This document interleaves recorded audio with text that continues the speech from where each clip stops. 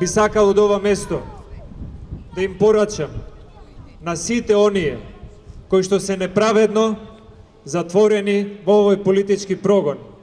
Љубовта кон татковината не е кривично дело. Да живее Република Македонија и да живеат сите кои што и сега, и 2001, и 91, и 45 година покажале патриотизам и родолюбие за Република Македонија. Зошто ова се случува? Има неколку причини. Сегашната власт не е дојдена на таа позиција каде што е денес за да донесе 100.000 денари плата за лекари. Тие знаат дека таа лага не може да ја исполнат. Сегашниот премиер не беше интронизиран на тоа место за да направи поврат на ДДВ. Тој знае дека таа лага не може да ја исполни. Тие знаат дека ветувањата кон земјоделците, кон пензионерите и кон учителите не можат да ги исполнат и дека економски немаат никаков план.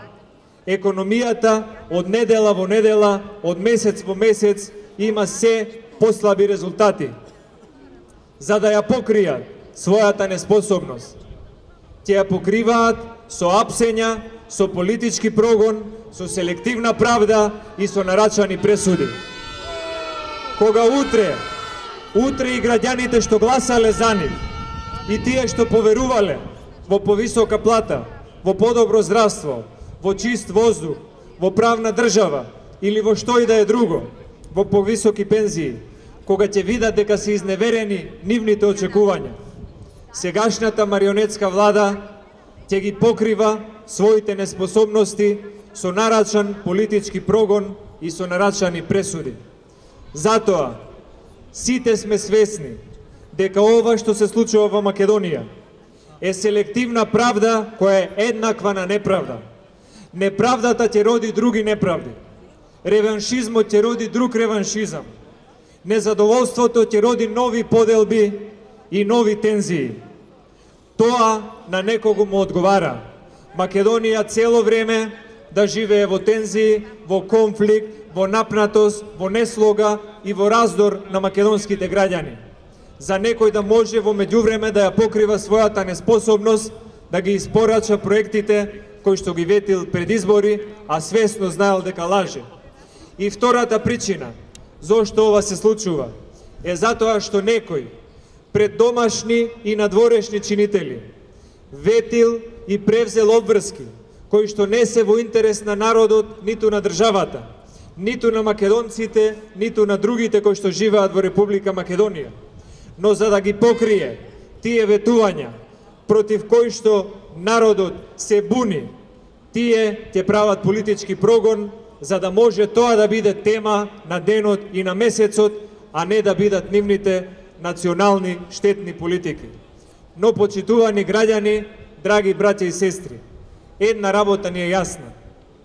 И 2002 година СДСМ проба да го уништи својот политички опонент и да му нанесе смртоносен удар на ВМРО-ДПМН. Не поминаа многу години. 2006 година ВМРО-ДПМН се врати на власт. Така ќе биде и овој пат.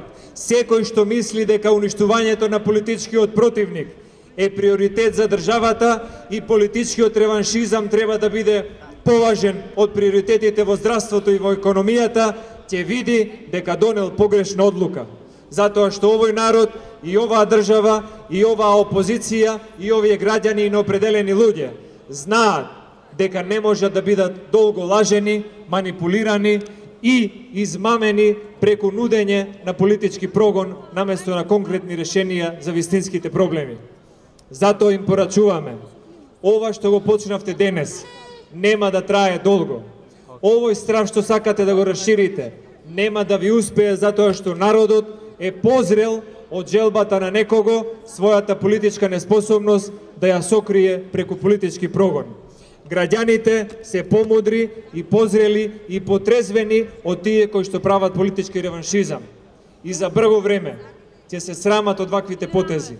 Но за жал истите потези ќе имаат штетни последици за Република Македонија и за многу невини граѓани кои што сега се жртви на овој политички прогон. Бидете храбри, бидете издржливи и бидете спокојни. Секој лошо почнува и завршува, но еден ден народот ќе си ја земе судбината во своји раце и државата, и правдата, и демократијата, и слободата, и се она што значи развој на Република Македонија. Да живеат сите оние кои што денес се неправедно затворени, приведени и на кои што притворот им се применува како казна. Поддршка за сите оние кои што единствен грев било родолюбието кон Република Македонија.